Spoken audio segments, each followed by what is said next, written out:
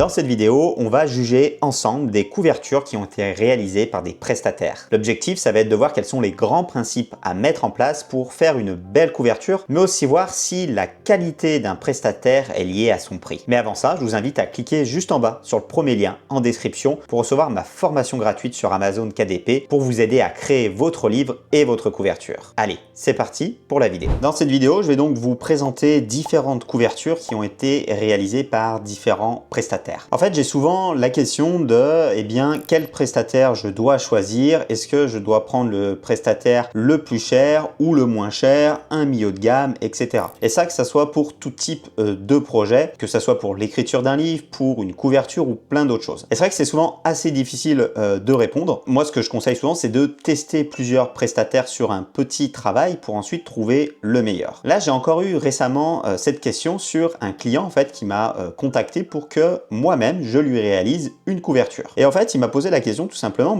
ok, toi tu as un certain tarif et pourquoi il y a des prestataires qui sont plus chers que toi et pourquoi il y a des prestataires qui sont moins chers que toi? Est-ce que ça vaut le coup? Alors, j'ai voulu faire le test, j'ai commandé des couvertures à différents prix et on va voir finalement quelle est la meilleure couverture. On commence tout de suite par cette première couverture. Alors, je ne vais pas vous dire les prix tout de suite, je vous les dirai à la fin, on regardera les prestataires, mais c'est la couverture qui a été générée en fait par intelligence artificielle. Parce qu'on peut avoir aussi cette question, est-ce que, finalement, maintenant, l'intelligence artificielle peut me réaliser une couverture? Et puis, moi, j'ai plus besoin de passer par un professionnel. Alors, c'est ce qu'on va essayer aussi de voir dans cette vidéo. Est-ce que l'on peut passer par IA ou est-ce qu'il faut encore passer par un prestataire? Donc, première couverture réalisée par ChatGPT. Alors, je me suis pas forcé sur le prompt, j'ai fait un prompt très basique. Je lui ai donné le titre, le sous-titre, le sujet du livre. C'était le sujet que m'avait donné le client. Et puis, il m'a généré une première couverture. Alors, cette première couverture, qu'est-ce que j'en pense? Déjà, ce qui est bien, c'est qu'elle respecte les gros codes sur Amazon. On a un gros titre bien visible, on a un sous-titre, on a finalement une couverture qui est pas trop compliquée avec quelques éléments graphiques et puis ça peut faire le travail. En réalité, elle fait quand même très simpliste cette couverture. On voit que tout simplement ça fait très amateur. Le dessin par exemple, vous voyez, il est un petit peu cheap le dessin, il fait pas bien travailler. Le texte, on aurait pu peut-être mettre une police un peu plus travaillée, peut-être un effet derrière le texte pour le faire ressortir. L'arrière-plan, on aurait certainement pu mettre un dégradé de couleur pour faire un peu plus professionnel. Vous voyez, il y a plein de petites erreurs comme ça. Par exemple, on a le nom d'auteur qui est certainement beaucoup trop gros, il aurait mérité d'être plus petit. Il aurait mérité sûrement aussi d'avoir quelques éléments graphiques supplémentaires pour faire penser au sujet. Là, finalement, on a des étoiles, on a des petites feuilles, mais ça nous fait pas tellement penser au sujet de la puberté. Donc, ça aurait pu être travaillé un petit peu plus profondément dans ce côté-là. Donc, certes, c'est une couverture finalement qui est gratuite, mais pour moi, il y a quand même pas mal de travail. Certainement que cette couverture, elle pourra faire quelques ventes parce que elle respecte les grands codes d'Amazon, et très certainement que ça ne pourrait pas faire un best-seller. Couverture suivante, donc là, c'est une couverture qui a été faite par un prestataire. On ira voir après quel prix elle m'a coûté. Peut-être qu'en commentaire, vous pouvez mettre finalement le prix que vous imaginez. Ça pourrait être intéressant. Vous dites, voilà, cette couverture, j'imagine qu'elle a été payée, je sais pas, 100 €. Faites-le en commentaire, ça peut être un jeu intéressant pour voir si vous tombez sur les bons prix. Alors, première couverture que j'ai finalement payée, que j'ai déléguée à un prestataire. Alors, elle est assez simple, encore une fois. On retrouve finalement pour moi un petit peu les mêmes défauts qu'on a sur la première couverture. On a un fond qui est uni. On aurait encore une fois peut-être pu mettre un petit dégradé pour que ça soit un peu plus sympa. Cette fois-ci, on a la 4e de couverture. Là, ChatGPT me l'avait pas fait. Là, on a la 4e de couverture, donc ça, c'est cool. On a un dessin là qui est un petit peu cheap, même si je le préfère certainement à celui de ChatGPT. Ce qui est bien, c'est que là, on a des éléments qui représentent un petit peu la thématique, la niche, donc ça, c'est intéressant. On a un titre qui est plutôt gros, plutôt mis en avant, donc ça, c'est pas mal. Les couleurs, elles vont bien ensemble, je trouve. Et ça, effectivement, je l'avais pas précisé juste avant, mais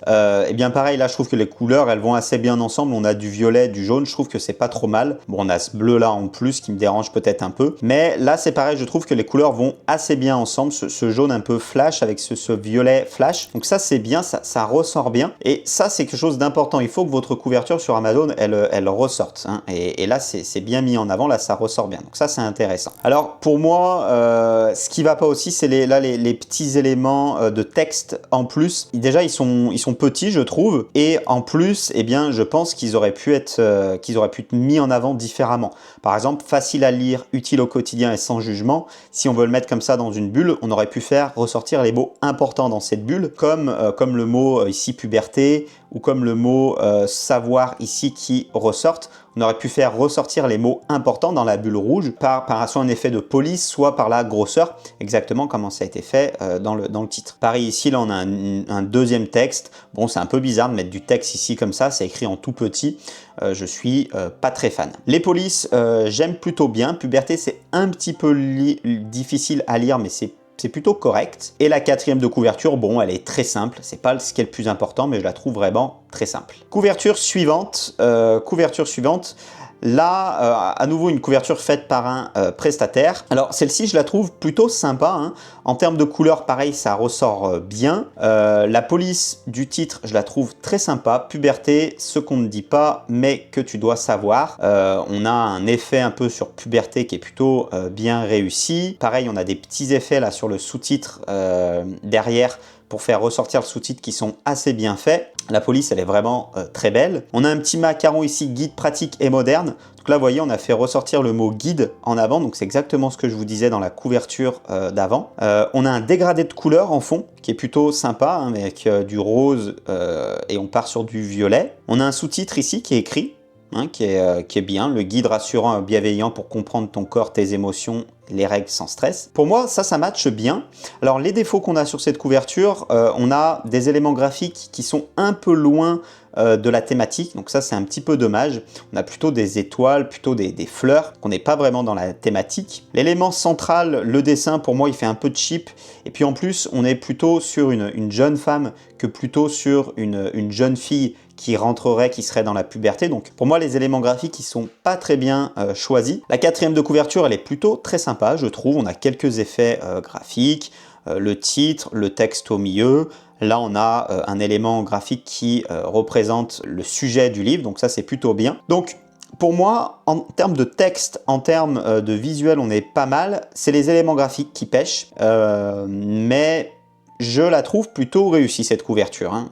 Pour moi, on change les éléments graphiques et c'est pas mal. Dernière couverture à analyser. Donc là, on est sur une couverture sur des tons un peu plus pastel. Ça flash moins. Hein. Donc ça, à mon sens, ça marche un petit peu moins bien sur Amazon, mais la couverture est quand même jolie, je trouve. Visuellement, elle est plutôt pas mal. Les éléments graphiques, je trouve qu'ils sont bien réussis. On a là le soutien-gorge, le rouge à lèvres. On a plusieurs éléments qui sont dans la thématique et qui sont plutôt joli.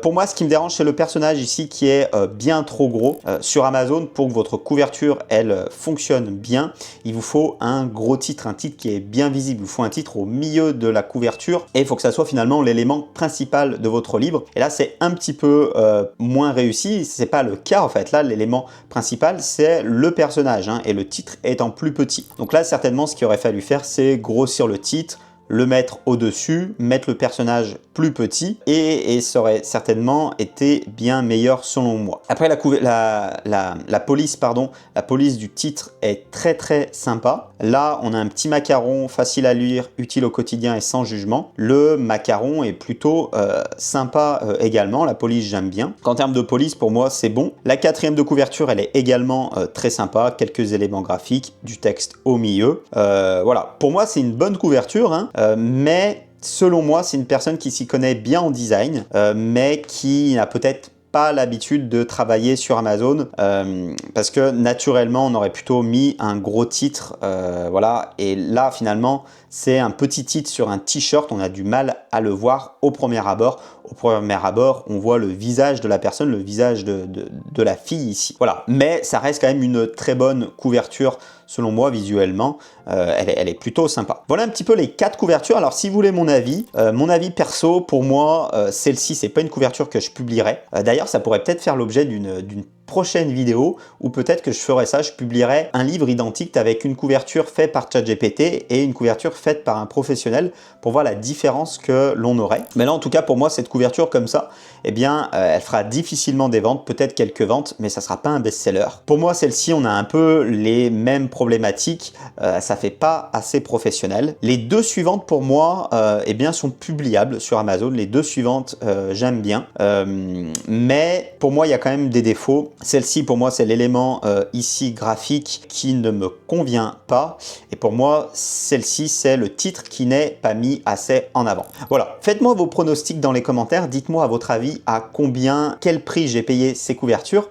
Et bien maintenant, je vais vous le dire. Donc la première, comme je vous disais, c'est une couverture gratuite faite par ChatGPT. La deuxième, c'est une couverture qui m'a coûté une cinquantaine d'euros. Donc la personne était plutôt sympathique, mais pour moi, ça manquait de professionnalisme dans les messages qu'il m'a envoyés, dans la pertinence de la couverture, etc. Ça me manquait un petit peu de professionnalisme.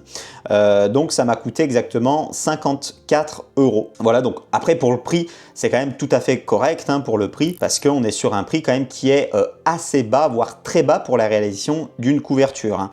Si vous prenez quelqu'un vraiment qui est spécialisé dans une couverture, c'est souvent plusieurs centaines d'euros. Donc là, c'est un prix quand même qui est extrêmement attractif, il faut le souligner, même si la couverture pour moi n'est pas assez bonne. Elle ne ferait pas assez le travail sur Amazon. La deuxième couverture, donc celle-ci, pour moi, elle est pas mal. Je l'ai payée à peu près 70 euros. Et là, je trouve que pour le travail, eh bien, c'est quand même vraiment pas mal. Encore une fois, on a voilà, l'élément graphique qui est pas bon selon moi, mais pour 70 euros, je trouve que c'est pas mal. Là, la personne, elle faisait un peu plus professionnel. Elle m'a envoyé sa couverture très rapidement, et pour 70 euros, eh bien, je trouve que c'est tout à fait correct. Exactement 70 euros.